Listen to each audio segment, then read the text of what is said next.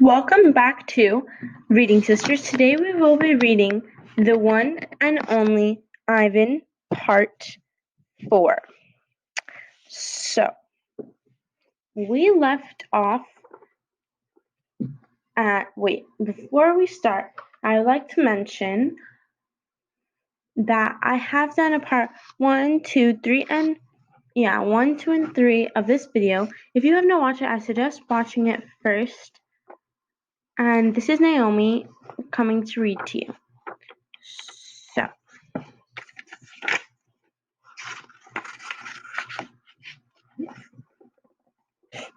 drawing Bob. I love Julia's pictures of Bob. She draws him flying across the page, a blur of feet and fur. She draws him motionless, peeking out from behind a trash can or the soft tail of my belly. Sometimes in her drawings, Julia gives Bob's wings or lion mane. Once she gave him a tortoise shell.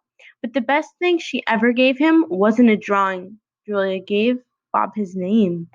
For a long time, no one knew what to call Bob. Now and then a mall worker would try to approach him with a tidbit. "Here, doggy," they'd call, holding out a French fry. "Come on, Pooch," they'd say. "How about a little piece of a sandwich?" But he would always vanish into the shadows before anyone could get too close. One afternoon, Julia decided to draw the little dog curled up in the corner of my domain. First she watched him for a long time, chewing on her thumbnail. I could tell she was looking at him the way an artist looks at the world when she's trying to understand it. Finally, she grabbed her pencil and set to work. When she finally finished, she held up the page. There he was, tiny, big-eared dog. He was smart and cunning, but this gaze was wistful. Under the picture, there was 3 bold, confident marks, circled in black. I was pretty certain it was a word, even though I couldn't read it. Julia's father peered over her shoulder. "That's his that's him, exactly," he said, nodding. He pointed to the circled marks. "I didn't realize his name was Bob," he said. "Me neither," said Julia. She smiled. "I had to draw him first." Bob and Julia. Bob will not let humans touch him. He says their scent upsets his digestion, but every now and then I see him sitting at Julia's feet. Her fingers move gently behind his right ear. Usually Mac leaves after this last show, but tonight he is in his office working late. When he's done, he stops by my domain and stares at me for a long time while he drinks from a brown bottle. George joins him, broom in hand, and Max says the thing he always says. "How about that game last night?" "And business has been slow, but it'll get better, you'll see. And don't forget to empty the trash." Mac glances over at the picture Julia is drawing. "What are you making?" he asks. "It's for my mom," Julia says. It's it's a flying dog. She holds up her drawing, eyeing it critically. She likes airplanes and dogs. Mac murmurs, sounding unconvinced. He looks at George. "How's the wife doing anyway?" "About the same," George says. "She has her good days and her bad days." "Yeah, don't we all?" Max said. Max starts to leave, then pauses. He reaches into his pocket, pulls out a crumpled green bill, and presses it into George's hand. "Here, Mac," says with a shrug. "Buy the kids some crayons." Mac is already out the door before George can yell thanks. Not sleepy. "Stella," I say, after Julia and her father go home, "I can't sleep." "Of course you can," she says. "You're the king of sleepers." "Shh," Bob says from his perch on my belly. "I'm dreaming about chili fries." "I'm tired," I say, "but I'm not sleepy." "What are you tired of?" Stella asks. I think for a while. It's hard to put it into words. Gorillas are not complainers. We're dreamers, poets, philosophers, nap takers. I don't know exactly. I kick at my tire swing. I think I may be a little tired of my domain. "That's because it's a cage," Bob tells me. Bob is not always tactful. "I know," Stella says. "It's a very small domain." "And you're a very big gorilla," Bob adds. "Stella," I ask. "Yes?" "I noticed you were limping more than usual today. Is your leg bothering you?" "Just a little," Stella answers. I sigh. Bob's restless. His ears flick. He drools a bit, but I don't mind. I'm used to it. Try eating something, Stella says. That always makes you happy. I eat an old brown carrot. It doesn't help, but I don't tell Stella. She needs to sleep. You could try remembering a good day, Stella suggests. That's what I do when I can't sleep. Stella remembers every moment since she was born, every scent, every sunset, every slight, even victory. You know I can't remember much, I say. There's a difference, Stella says gently, between can't and won't. That's true, I admit. Not remembering can be different, can be difficult, but I've had a lot of time to work on it. Memories are precious, Stella adds. They help tell us who we are. Try remembering all your keepers. You always liked Carl, the one with that harmonica? Carl, yes, I remember how he gave me a coconut when I was still a juvenile. I took it. It took me all day to open it. I tried to recall other keepers I've known, the humans who claimed my domain and prepared my food and sometimes kept me company. There was Juan, who poured Pepsis into my waiting mouth, and Katrina, who used to poke me with a broom when I was sleeping, and Ellen, who sang "How Much Is That Monkey in the Window" with a sad smile while she scrubbed my water bowl. And there was Gerald, who brought me a box of fat, sweet strawberries. Gerald was my favorite keeper. I haven't had a real keeper in a long time. Max says he doesn't have the money to pay for an ape babysitter. These days, George cleans my cage, and Mac is the one who feeds me. When I think about all the people who have taken care of me, mostly it's Mac. I recall day in and day out, year after year, Mac who brought me and raised me and says I'm no longer cute. As if a silverback could ever be cute. Moonlight falls on the frozen carousel, on the silent popcorn stands, on the stalls of leather belts and smell like long gone cows. The heavy work of Stella's breathing sounds like the wind in the trees, and I wait for sleep to find me. The Beetle. Matt gives me a new black crayon and a fresh pile of paper. It's time to work again. I smell the crayon, roll it in my hands, and press the sharp, pointy point against my palm. There's nothing I love more than a new crayon. I search my domain for something to draw. What is black? An old banana peel would work, but I've eaten them all. Nut tag is brown. My little pool's blue. The ochre raisin I'm saving for this afternoon is white, at least on the outside. Something moves in the corner. I have a visitor. A shiny beetle has stopped by. Bugs often wander through my domain on their way to somewhere else. Hello, beetle, I say. He freezes silent. Bugs never want to chat. The beetle's an attractive bug with a body like a glossy nut. He's black and starless night.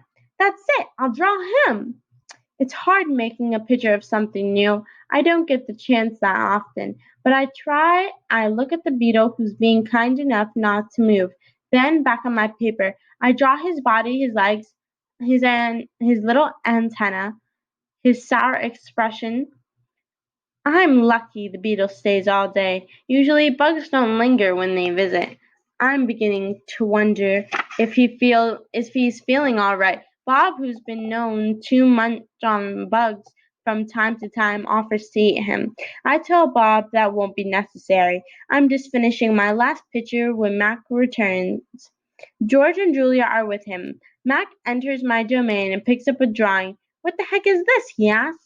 Beats me what Ivan thinks he is drawing. This is a picture of a nothing, big black nothing. Julia stands just outside my domain. Can I see? She asks. Mac holds my picture out to the window. Julia tilts her head. She squeezes one eye shut. Then she opens her eye and scans my domain. I know, she exclaims. It's a beetle. See that beetle? Over there by Ivan's pool. Man, I just sprayed this place for bugs. Mac walks over to the beetle and lifts his foot. Before Mac can stomp, the beetle skitters away, disappearing through a crack in the wall. Mac turns back to my drawing. So you figure this is a beetle, huh? If you say so, kid. Oh, that's a beetle for sure, Julia says, smiling at me. I know a beetle when I see one. It's nice, I think, having a fellow artist around. Change. Stella is the first to notice the change, but soon we all feel it. A new animal is coming to Big Top Mall. How do we know this? Because we listen, we watch, and most of all, we sniff the air. Humans always smell odd when change is in the air, like rotten meat with a hint of papaya. Guessing. Bob fears our new neighbor will be a giant cat with slitted eyes and a coiled tail, but Stella says a trunk will arrive this afternoon carrying a baby elephant. How do you know? I ask. I sample the air, but all I smell is caramel corn. I love caramel corn. I can hear her, Stella says. She's crying for her mother. I listen. I hear the cars charging past. I hear the snore of the sun bears in their wire domain. But I don't hear any elephants.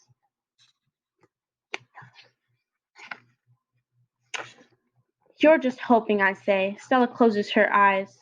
No, she says softly, not hoping. Not at all. Jambo. My TV is off, so while we wait for the new neighbor, I ask us a story. Stella rubs her right foot against the wall. Her foot is swollen again, an ugly deep red. If you're not feeling well, Stella, I say, you could take a nap and tell us a story later. I'm fine, she says, and she carefully shifts her weight. Tell us the Jambo story, I say. It's a favorite of mine, but I don't think Bob has ever heard it. Because she remembers everything, Stella knows many stories. I like colorful tales with black beginnings and stormy middles and cloudless blue sky endings. Any story, but any story will do. I'm not in a position to be picky. Once upon a time, Stella begins, there was a human boy. He was visiting a gorilla's family at a place called a zoo. What's a zoo? Bob asked. He's a street smart dog, but there's much he hasn't seen. A good zoo, Stella says, is a large domain, a wild cage, a safe place to be. It has room to roam and humans who don't hurt. She pauses, considering her words. A good zoo is how humans make amends. Stella moves a bit, groaning softly. The boy stood on the wall, she continues, watching, pointing, but he lost his balance and fell into the wild cage. Humans are clumsy, I interrupt. If only they would knuckle walk, they wouldn't topple so often. Stella nods. A good point, Ivan. In any case, the boy lay in motionless heap, while the humans gasped and cried. The silverback, whose name was Jambo, examined the boy, as was his duty, while his troop watched from a safe distance. Jambo stroked his child gently. He smelled the boy's pain, and then he stood watch. When the boy awoke, his humans cried out, Stay still, don't move, because they were certain humans are always certain about things, that Jambo would crush the boy's life from him. The boy moaned. The crowd waited, hushed, expected the worst. Jambo led his troop away. Men came down on ropes and whisked the child to waiting arms. Was the boy all right? Bob asked. He wasn't hurt, Stella says, although I wouldn't be surprised if his parents hugged him many times that night in between their scoldings. Bob, who has been chewing his tail, pauses, tilting his head. Is that a true story? I always tell the truth, Stella replies, although I sometimes confuse the facts. I heard the Jambo story many times. Stella says that humans found it odd that the huge silverback didn't kill the boy. Why, I wonder what was so surprising. The boy was young, scared, alone. He was, after all, just another gray ape. Bob nudges me with his cold nose. Ivan, he says, why aren't you and Stella in a zoo? I look at Stella. She looks at me. She smiles sadly with her eyes, just a little the way only elephants can do. Just lucky, I guess, she says. Arrival. The new neighbor arrives at the 4 o'clock show. When the trunk comes lumbering toward the parking lot, Bob scampers over to inform us. Bob always knows what's happening. He's a useful friend to have, especially when you can't leave your domain. With a groan, Mac lifts the sliding metal door near a front of food court, the place where deliveries are made. A big white truck is backing up to the door, belching smoke. When the driver opens the trunk. I know that Stella was right. A baby elephant is inside. I see the trunk poking out from the blackness. I'm glad for Stella, but when I glance at her, I see she is not glad at all. Stand back, everyone, Mac yells. We've got a new arrival. This is Ruby, folks. 600 pounds of fun to save our sorry butts. This gal is going to sell some tickets. Mac and two men climb into the black cave of the truck. They hear noise scuffling, a word Mac uses when he's angry. Ruby makes a noise too, like one of the little trumpets they sell at the gift store.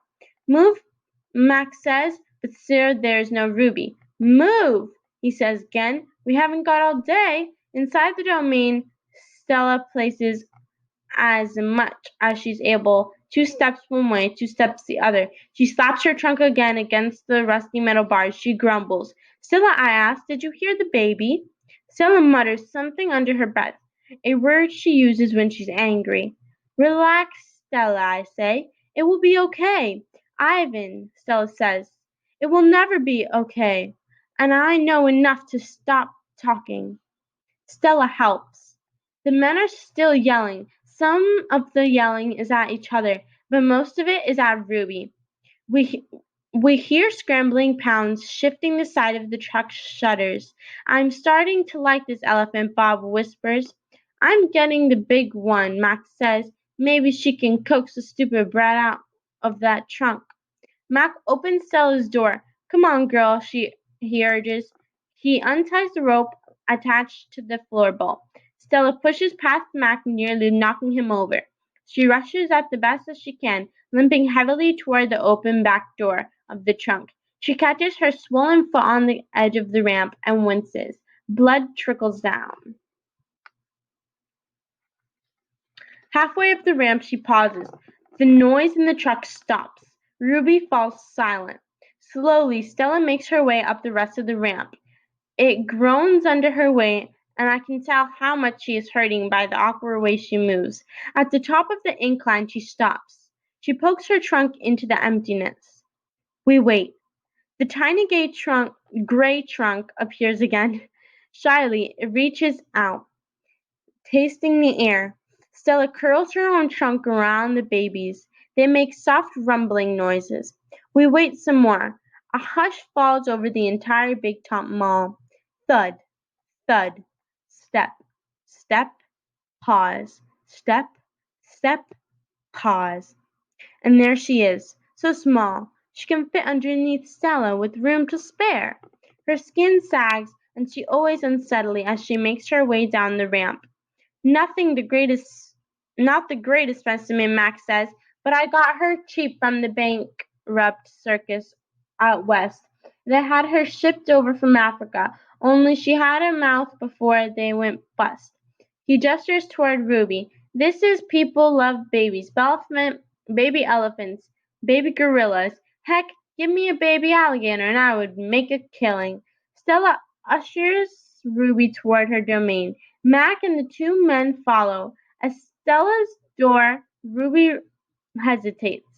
Mac gives Ruby a shove, but she doesn't budge. Dang it! Doggone it! Get a clue, Ruby, he mutters. But Ruby isn't moving, and neither is Stella. Mac grabs a broom. He raises it instantly. Stella steps in front of Ruby to shield her. Get in the cage, both of you, Mac shouts. Stella stares at Mac, considering gently, but firmly. Under her trunk she nudges Ruby into her domain. Only then does Stella enter. Max slams the door shut with a clang. I see two trunks intertwined. I hear Stella whispering. Poor kid, says Bob. Welcome to Exit 8, Big Top Mall and Video Arcade, home of the one and only Ivan. Old news. When Julia comes, she sits by Stella's domain and watches the new baby. She barely talks to me. Stella doesn't talk to me either. She's too busy nuzzling Ruby. She's cute. Little Ruby with her ears flapping like palm leaves, but I am handsome and strong. Bob trots a circle around my belly before settling down in just the right spot. Give it up, Ivan, he says. You're old news. Julia gets out a piece of paper and a pencil. I can see that she is drawing Ruby. I move to the corner of my domain to pout. Bob grumbles. He doesn't like it when I disrupt his naps. Homework, Julia's father scolds. Julia sighs and puts her drawings aside. I grunt and Julia glances in my direction. Poor old Ivan, she says. I've been ignoring you, haven't I? I grunt again, a dignified, indifferent grunt. Julia thinks for a moment, then she smiles. She walks over to my domain to spot the corner where the glass is broken. She slides papers through. She rolls a pencil across my cement floor. You can draw the baby elephant too, Julia says. I bite the pencil in half with my magnificent teeth. Then I eat some paper. Okay, guys, that will be all for part 4. If you haven't watched part 1, 2, and 3, I suggest you watch it. And if you like this video, please like and subscribe and hit that notification bell if you want us to make more so you can see a new video as soon as it comes out. Please comment down below what other books you would like us to read. And that lets us know if you like The One and Only Ivan and if you want us to read other books. So, please like and subscribe.